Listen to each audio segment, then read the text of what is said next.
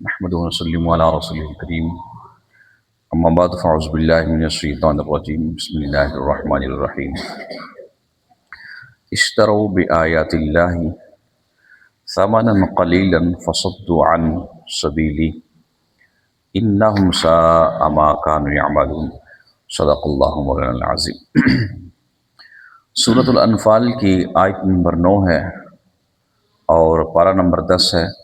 اللہ تعالیٰ جل جلالہ کا یہ فرمان ہے کہ اللہ کی آیتوں کے بدلے میں تھوڑے دام مول لیے تو اس کی راہ سے روکا، بے شک وہ برا ہی کام کرتے ہیں۔ اس آیت بینات کے اندر قرآن پاک کی آیات اور ان پر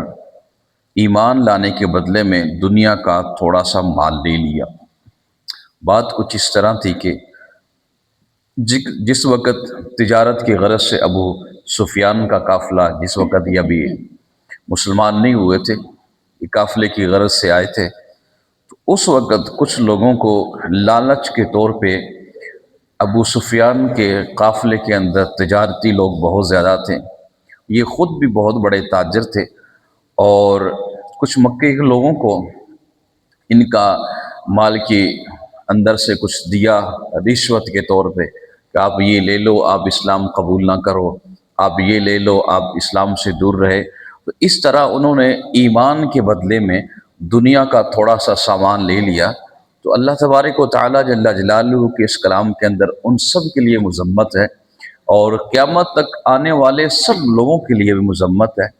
کہ دنیا کا تھوڑا مال لے کے اپنے ایمان کو نہ بیچو، دنیا کا تھوڑا مال لے کے اسلام کے ساتھ سودا نہ کرو، کہ دنیا کا مال کہاں تک کتنا کوئی کھائے گا، وہ دنیا کے اندر ہی رہ جائے گا۔ کل متاع الدنیا،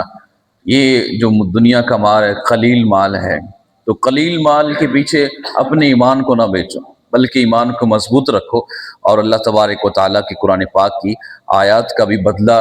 نہ لیا کرو، کیونکہ یہ آیات کا بدلہ کوئی دے نہیں سکتا، ان آیات کو کوئی خرید نہیں سکتا، اس کلام کا کوئی سودا نہیں کر سکتا، کیونکہ یہ کلام اللہ رب العالمین جل جلالہ کا کلام ہے۔ تو اس طرح ان لوگوں نے وعدہ تھا کہ تم نے اسلام والوں کو روکنا نہیں تھا، چند پیسے غیر وہ مکے کے لوگوں نے، سرداروں نے جو غیر مسلم تھے، انہوں نے چند پیسے لے کے ابو سفیان کے تجارتی قافلے سے، بہت بڑا قافلہ تھا تجارت کے لحاظ سے، تو لوگوں کو خریدا۔ تو اللہ تعالیٰ کے اس کلام کے اندر ارشاد ہے کہ یہ ان کا عمل کرنا یہ اسلام سے روکنے کے مترادف ہے۔ جو لوگ دین میں آنا چاہتے تھے ان کا راستہ روکنے کے مترادف ہے، تو لہٰذا انہوں نے وعدہ خلافی کی ہے اپنے اس عمل سے۔ تو جب وعدہ خلافی کی ہے تو اس کی مذمت کا بیان قرآن مجید کے اس آیت بینات کے اندر ہے۔ اور پھر اگر 10 آیات کا ہم مطالعہ کریں جو سورۃ الانفال کی ہے، لا یرکبون فی مؤمن الا ولا ذمہ اولئک هم المعتدون، اسی مسلمان میں نہ قرابت کا لحاظ کریں، نہ عہد کا، اور نہ ہی وہی سرکش ہے۔ اب مسلمانوں کے یہ بھی بتا دیا کہ جن کی تم جو غیر مسلم ہیں وہ جب منصب پہ آتے ہیں تو وہ کیا کرتے ہیں، ان کا ایٹیٹیوڈ کیا ہوتا ہے، ان کا طرز عمل کیا ہوتا ہے، ان کا اپنا تو مسلمانوں کے ساتھ تو دور، اپنے رشتہ داروں کے ساتھ کیا تعلق ان کا رہتا ہے، اس کا بیان کر دیا گیا کہ مشرکین وعدہ کی خلافی بھی کرتے ہیں، اور کسی مسلمان کے بارے میں اگر ان کا مسلمان کو رشتہ دار بھائی ہے، غیر مسلم خود ہے، مسلمان رشتہ دار ان کا بھائی، تو اس کا بھی کوئی لحاظ نہیں کرتے، اور پھر نہ کسی معاہدے کا بھی کوئی لحاظ کرتے ہیں،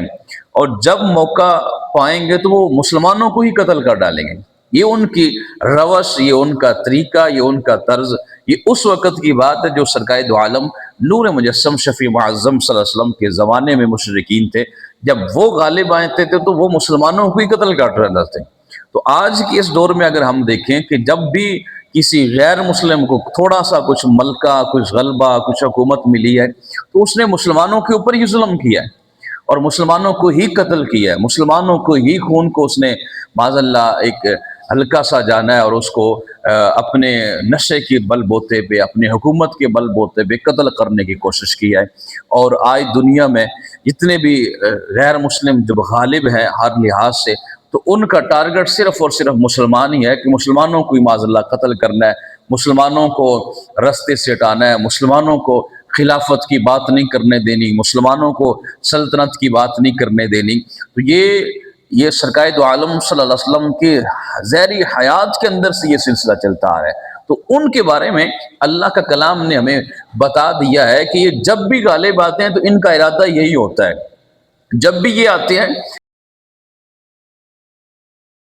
کیا گیا ہے کہ خبردار یہ تمہارے سکے نہیں ہو سکتے، یہ تمہارے خیر خواہ نہیں ہو سکتے، یہ تمہارے دوست نہیں بن سکتے، اور ان کے ساتھ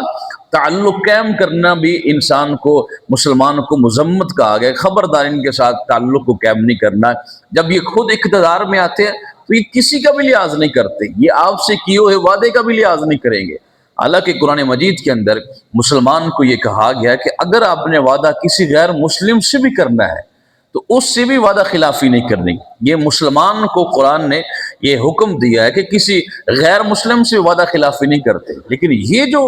غیر مسلم ہے جب ان کو ہلکا سا غلبہ ملتا ہے تو یہ اس وعدے کی بھی خلاف ورزی کرتے ہیں، اور پھر یہ کسی اپنے رشتہ دار کا بھی لحاظ نہیں کرتے، یہ کسی چیز کا بھی لحاظ نہیں کرتے۔ تو لہٰذا مسلمانوں کو جب موقع ملتا ہے ان کو قتل کر ڈالتے ہیں۔ تو مسلمانوں کو کہا کہ خبردار ان کے قریب بھی نہیں جانا، اور خبردار ان کو تسلیم بھی نہیں کرنا۔ یہ لوگ عہد شکنی کرتے ہیں، اور یہی لوگ مشرک ہیں جو حد سے بڑھنے والے ہیں۔ تو اگر ہم تیسری آیات بینات کا اختصار کے پیش نظر مطالعہ کریں،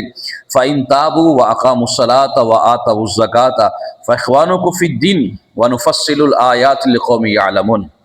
اب اس آیت بینات کے اندر پہلے ان کی باتوں کا ذکر کیا، پھر اگر یہ سارے توبہ کر لیں، جو غیر مسلم ہیں وہ توبہ کر لیں، پھر ان کے ساتھ مسلمانوں کو کیا کرنا چاہیے؟ پہلے یہ تھا کہ غیر مسلم ہی رہیں، تو پھر مسلمانوں کا رویہ ان کے ساتھ کیا ہونا چاہیے، ان کا اپنا کیا ہوتا ہے۔ اب اگر وہ توبہ کر لیتے ہیں، غیر مسلم مسلمان ہو جاتے ہیں، ایمان والے ہو جاتے ہیں، نماز پڑھتے ہیں، توبہ کر لیتے ہیں، سچی توبہ کر لیتے ہیں، زکوٰۃ ادا کرتے ہیں، تو اللہ تبارک و تعالیٰ جل جلالہ نے فرمایا فَإِخْوَانُكُمْ فِي الدِّينِ، یہ پھر تمہارے دین میں بھائی بن جائیں گے۔ یعنی پہلے ان کی مذمت ہے، لیکن اگر وہ توبہ کر لیتے ہیں تو توبہ کی وجہ سے، ایمان لانے کی وجہ سے، اللہ کا قرآن، اللہ کا کلام ہمیں بتاتا ہے فَإِخْوَانُكُمْ فِي الدِّينِ، یہ اسلام میں، یہ دین میں تمہارے بھائی بن جائیں گے۔ اور پھر وَنُفَصِّلُ الْآيَاتِ لِقَوْمٍ يَعْلَمُونَ، پھر یہ اللہ تعالیٰ نے بیان کر دیا تفصیل کے ساتھ ان آیات بینات کو۔ اور اسی طرح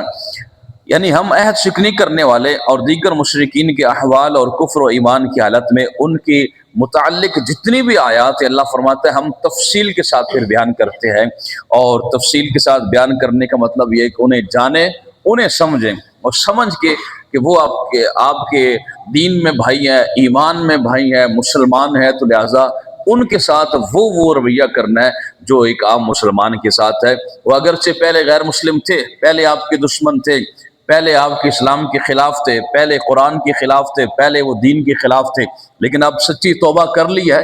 اب ان کو یہ تانے نہیں دیے جائیں گے، اب ان کے ساتھ بھائی چارے کا تعلق بنایا جائے، اب ان کے ساتھ دین والا معاملہ کیا جائے گا، اب ان کے ساتھ ایمان والا، کیونکہ اللہ تعالیٰ نے ایمان کی دولت دی ہے تو ایمان والا سلسلہ کیا جائے گا۔ اللہ تبارک و تعالیٰ اپنے ہم سبھی مسلمانوں کو اور تمام مسلمانوں کو ہر طرح کے ظلم و جبر سے نجات عطا فرمائے۔ اللہ تعالیٰ مسلمانوں کو غلبہ عطا فرمائے، اور ہم سبھی کو بھی اس قرآن کو سنا کر اس پر عمل پیرا ہو کے اپنے اعمال کی اصلاح کرنے کی توفیق عطا فرمائے۔ آمین۔ وآخر دعوانا الحمدللہ رب العالمین۔